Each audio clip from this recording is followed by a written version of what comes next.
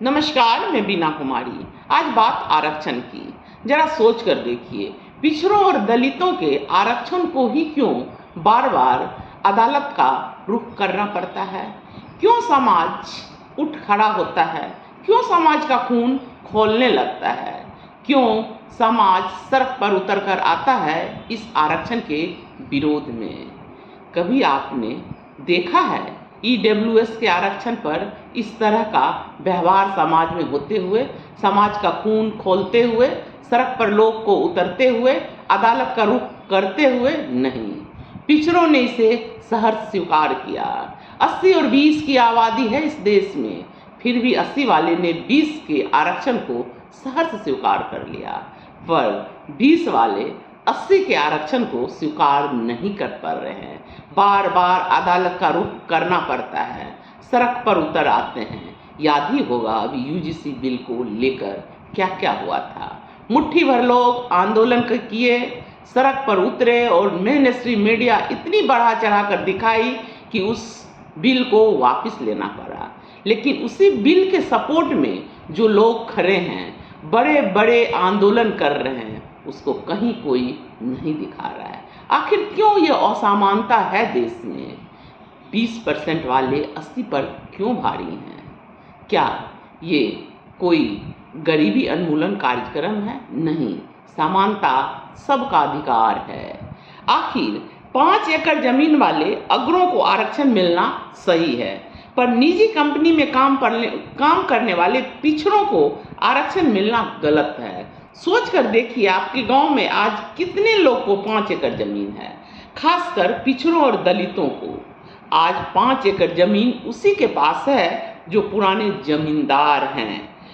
आज उस जमींदार के खानदान को आरक्षण दिया जा रहा है, उस पर कोई मुकदमा नहीं होता है, कोई सड़क पर नहीं उतरता है, पर पिछड़ों के आरक्षण पर बार बार मुकदमा किया जाता है ताकि वह समाप्त हो सके। आरक्षण कोई गरीबी उन्मूलन कार्यक्रम नहीं है, यह अधिकार है।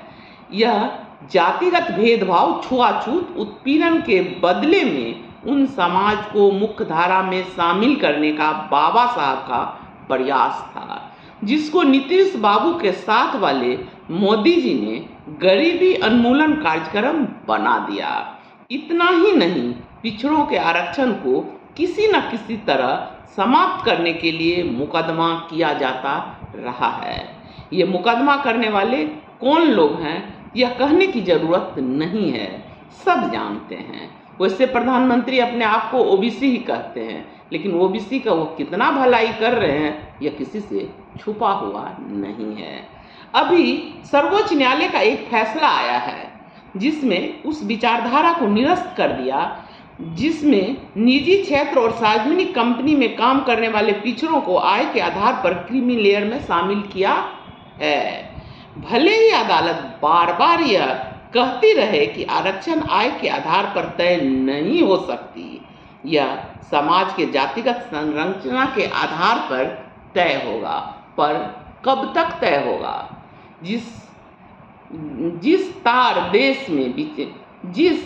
तरह देश में विचारधारा अपने संक्रमण काल से गुजर रहा है, उस काल में बार बार मुकदमा करना आपके हक को छीनने का प्रयास है। जरा सोच कर देखिएगा, मुकदमा केवल पिछड़ों के आरक्षण पर ही क्यों हो रहा है?